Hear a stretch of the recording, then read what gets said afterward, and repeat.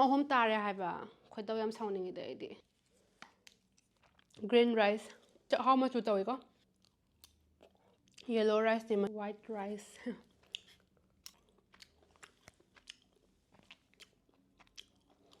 ꯀꯩ ꯀꯂꯔꯅꯣ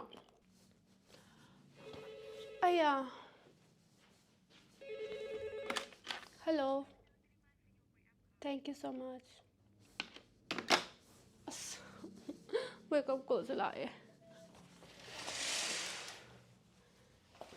hello guys good morning ꯀꯔꯤ good morning ꯅ ꯄꯨꯡ 3 ꯇꯥꯔꯕꯅꯦ ꯕꯦꯡꯀꯣꯛꯇ ꯂꯥꯛꯄꯅꯦ 32 hours ꯅꯦꯕꯀꯣ ꯂꯩꯔꯤꯁꯦ 32 hours ꯂꯩꯕꯁꯤꯗ ꯀꯃꯥꯏꯅ ꯇꯧꯔꯤꯅꯣ ꯍꯥꯏꯔꯀꯥꯟꯗ ꯅꯨꯃꯤꯠ ꯅꯤꯅꯤ ꯐꯪꯕꯒ ꯆꯞ ꯃꯥꯟꯅꯩꯕ ꯉꯔꯥꯡ ꯌꯧꯔꯦ ꯑꯗꯣ ꯉꯔꯥꯡ ꯄꯨꯡ 10ꯗ ꯌꯧꯔꯒ ꯍꯣꯜ ꯗꯦ ꯂꯩꯔꯦꯀꯣ ꯑꯗꯨꯒ ꯉꯁꯤ ꯄꯨꯡ 3ꯗ ꯅꯨꯡꯊꯤꯜꯒꯤ ꯄꯨꯡ 3ꯗ ꯋꯦꯛ ꯑꯞ ꯀꯣꯜꯅꯦꯕꯀꯣ ꯑꯗꯨꯃꯥꯏꯅ ꯇꯧꯔꯒ ꯅꯨꯃꯤꯠ ꯅꯤꯅꯤꯁꯦ ꯑꯗꯨꯝ ꯐꯪꯉꯤꯅꯦꯕ ꯑꯗꯨꯒ ꯉꯔꯥꯡꯁꯦ ꯊꯦꯡꯅ ꯇꯨꯝꯈ꯭ꯔꯦꯕ ꯑꯩꯁꯦ ꯈꯪꯉꯕ꯭ꯔꯥ ꯊꯦꯡꯅ ꯇꯨꯝꯈꯤꯕꯗꯒꯤꯗꯤ ꯍꯧꯒꯠꯄ ꯉꯝꯗꯕ ꯉꯁꯤꯒꯤ ꯅꯨꯃꯤꯠꯁꯦ ꯄꯨꯔꯥ ꯋꯦꯁꯇꯦꯠ ꯑꯣꯏꯈ꯭ꯔꯦ ꯍꯥꯏꯕ ꯉꯔꯥꯡꯗꯩꯅꯦ ꯑꯩꯅ ꯇꯨꯝꯕ ꯌꯥꯝ ꯀꯟꯈꯠꯂꯛꯏꯁꯦ ꯇꯨꯝꯕꯗꯤ ꯁꯨꯡꯌꯥ ꯌꯥꯗꯕ ꯑꯗꯨꯒ ꯋꯥꯟꯁ ꯇꯨꯝꯈꯤ ꯇꯥꯔꯒꯗꯤꯅꯦ ꯑꯗꯨꯝ ꯇꯨꯝꯊꯈꯤꯕꯗꯣ ꯑꯂꯥꯔꯝ ꯈꯣꯡꯉꯐꯥꯎꯗ ꯍꯧꯒꯠꯅꯤꯡꯗꯕꯤꯗꯣ ꯇꯧꯔꯤꯕꯀꯣ ꯑꯗꯣ ꯄꯣꯠ ꯆꯩ ꯀꯩꯝꯇ ꯂꯩꯗꯦ ꯃꯊꯪ ꯊꯥ ꯐꯪꯒꯗ꯭ꯔꯥ ꯐꯪꯉꯣꯏꯗ꯭ꯔꯥ ꯍꯥꯏꯕꯁꯨ ꯈꯪꯗꯦ ꯌꯨꯝ ꯆꯠꯇꯣꯏꯅꯦꯕ ꯃꯥꯔꯆ ꯂꯥꯁ ꯋꯤꯛ ꯑꯗꯨꯋꯥꯏꯗ ꯑꯗꯨꯅ ꯑꯉꯥꯡꯒꯤ ꯑꯆꯥꯄꯣꯠ ꯅꯨꯡꯄꯣꯠ ꯈꯔ ꯑꯗꯨꯝꯕ ꯂꯩꯅꯤꯡꯕ ꯑꯗꯒꯤ ꯈꯔ shopping ꯇꯧꯅꯤꯡꯕ ꯀꯩꯝꯇ ꯇꯧꯗ꯭ꯔꯦ ꯀꯩꯝꯇ ꯆꯥꯗ꯭ꯔꯦ ꯏꯃꯦꯖꯤꯟ ꯍꯧꯖꯤꯛ ꯅꯨꯡꯊꯤꯜꯒꯤ ꯄꯨꯡ 15 ꯇꯥꯔꯕꯅꯦ ꯀꯩꯝꯁꯨ ꯆꯥꯗꯦ ꯑꯗꯣ ꯍꯧꯖꯤꯛ ꯀꯩꯅꯣꯝꯗꯤ ꯊꯛꯑꯒꯦ ꯍꯥꯏꯗꯤ ꯍꯧꯖꯤꯛ ꯋꯦꯛ ꯑꯞ ꯀꯣꯜ ꯂꯥꯛꯏꯁꯦ ꯋꯦꯛ ꯑꯞ ꯀꯣꯜꯅꯦꯕ ꯑꯩ ꯐ꯭ꯂꯥꯏꯠ ꯂꯣꯏꯁꯟꯗꯧꯔꯕꯅꯦꯕꯀꯣ ꯉꯁꯤꯗꯤ ꯌꯥꯍꯧ ꯊꯦꯡꯕꯒꯤ ꯃꯣꯔꯅꯤꯡ ꯔꯨꯇꯤꯟ ꯇꯥꯔꯦꯀꯣ ꯃꯣꯔꯅꯤꯡ ꯅꯠꯇꯦꯀꯣ ꯑꯥꯐꯇꯔꯅꯨꯟ ꯑꯣꯏꯔꯦ ꯏꯚꯤꯅꯤꯡ ꯂꯥꯟꯁꯤꯟꯗꯧꯔꯛꯂꯕꯅꯦꯕꯀꯣ ꯍꯧꯖꯤꯛꯁꯦ ꯍꯣꯏ ꯁ꯭ꯇꯤꯜ ꯊꯦꯡꯅꯀꯣ ꯇꯥꯔꯒꯁꯨ ꯏꯁꯥꯗꯤ ꯍꯥꯟꯅ ꯍꯥꯏꯗ꯭ꯔꯦꯁꯟ ꯄꯤꯗꯕꯗꯤ ꯌꯥꯗꯦꯀꯣ ꯍꯥꯟꯅ ꯍꯥꯏꯗ꯭ꯔꯦꯇꯦꯠ ꯑꯣꯏꯅꯕ ꯑꯗꯨꯝ ꯏꯁꯤꯡ ꯊꯛꯄ ꯈꯣꯠꯄ ꯑꯗꯨꯝ ꯇꯧꯅꯩꯀꯣ ꯑꯗꯣ ꯉꯁꯤꯒꯤꯗꯤ ꯏꯁꯤꯡ ꯊꯛꯇ꯭ꯔꯦ ꯑꯗꯨꯝ ꯏꯁꯤꯡ ꯊꯛꯄ ꯇꯟꯕ ꯃꯤ ꯂꯩꯀꯣ ꯑꯩꯒꯨꯝꯕ ꯏꯁꯤꯡ ꯊꯛꯄ ꯇꯟꯕ ꯃꯤꯗꯣ ꯁꯨꯃꯥꯏꯅ ꯈꯤꯇꯪ ꯐ꯭ꯂꯦꯚꯔ ꯌꯥꯎ ꯇꯥꯔꯒꯗꯤ ꯍꯥꯎꯋꯤꯗꯅꯀꯣ ꯑꯗꯨꯅ ꯊꯛꯑꯁꯦ cheers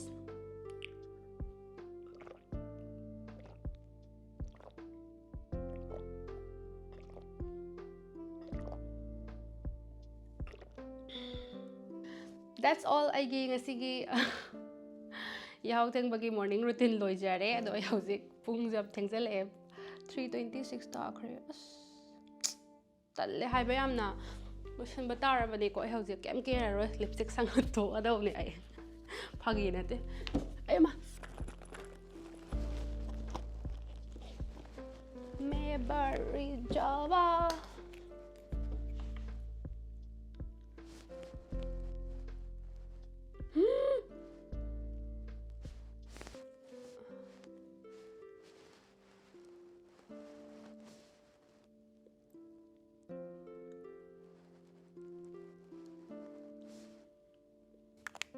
ꯂꯣꯏꯔꯦ ꯉꯁꯥꯏꯒꯩꯗꯤ ꯈꯔ ꯌꯦꯡ ꯌꯥꯔꯝꯕꯅꯤ ꯍꯧꯖꯤꯛꯇꯤ ꯌꯥꯔꯝꯃꯔꯣꯏ ꯑꯃꯨꯛ ꯂꯤꯞꯁꯇꯤꯛ ꯅꯨꯡꯇꯤꯛ ꯁꯪꯖꯜꯂꯛꯄꯗꯒꯤꯗꯤ ꯀꯩꯅꯣꯝ ꯇꯧꯔꯝꯃꯅꯤ ꯁꯛꯁꯦ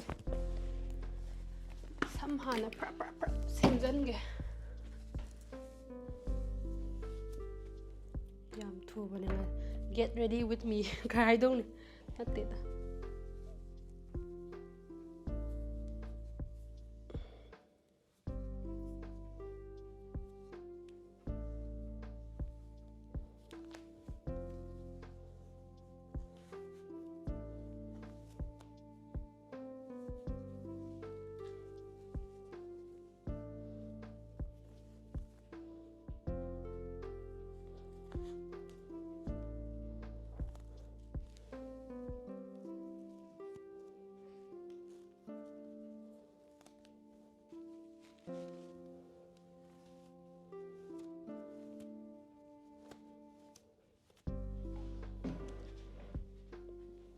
ꯂꯣꯏꯔꯦ ꯁꯝ ꯈꯔ ꯐꯥꯖꯤꯜꯂꯅꯤ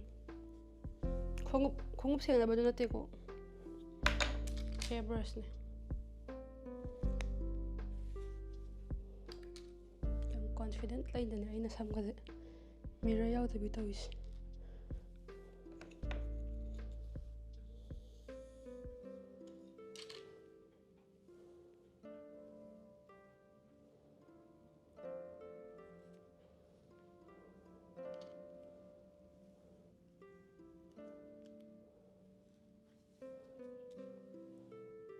ꯃꯅꯤꯡ ꯈꯨꯠꯆꯥꯏꯁꯦ ꯂꯣꯏꯔꯦ ꯀꯩꯝ ꯆꯥꯔꯦ ꯁꯤ ꯐꯠ ꯆꯥꯍꯧꯁꯦ ꯍꯣꯔꯦꯟ ꯐ꯭ꯂꯥꯏꯠ ꯌꯥꯝ ꯁꯥꯡꯉꯦ ꯑꯗꯨꯒ Ngarang lehobane.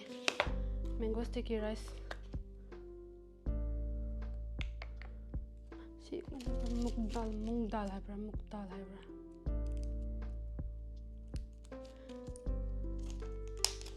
Aina expect tawjariba morning do natte ko si.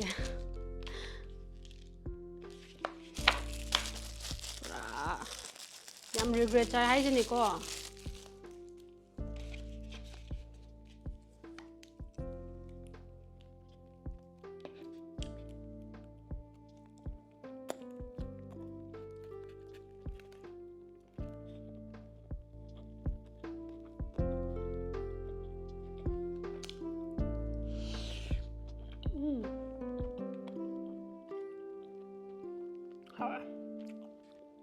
Green rice.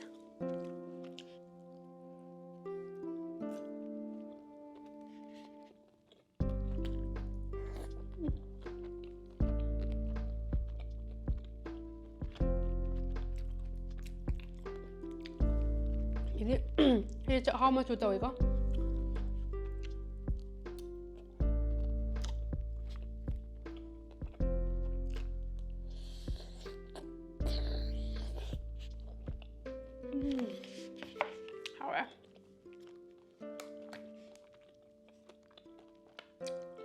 Coconut.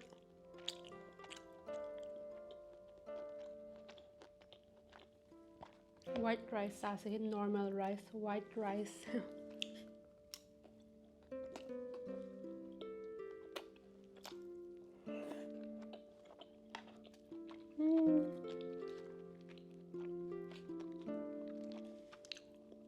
Yellow rice di machu tadi ko sila budia.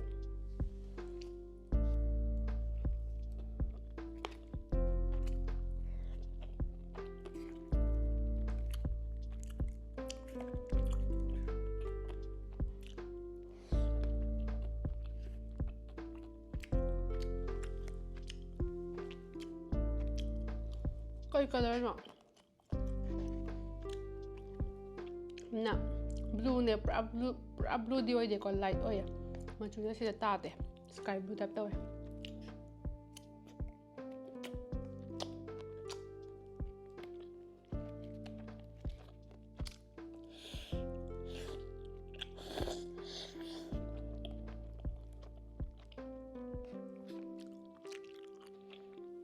Lipstick sang likan caram daw niya. Nga ba tap tayo ba?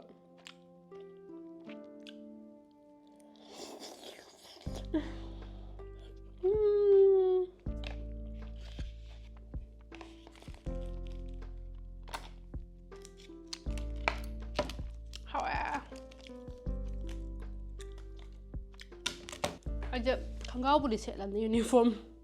Ado koi utpa yade hoji kem yade utpa. De furit pot utpa kem yada bani na. Furit litriba. Losilur ke thenge. Yudi mayam chak lami ye. Sikitang ni chai doi na. Noodle sa jar khang di. Adini mayam ngasigi a glimpse of my morning routine. Sorry senjarage. Thank you guys. Bye bye. Mathangi video da phasana namakke. Adukandam thinarase.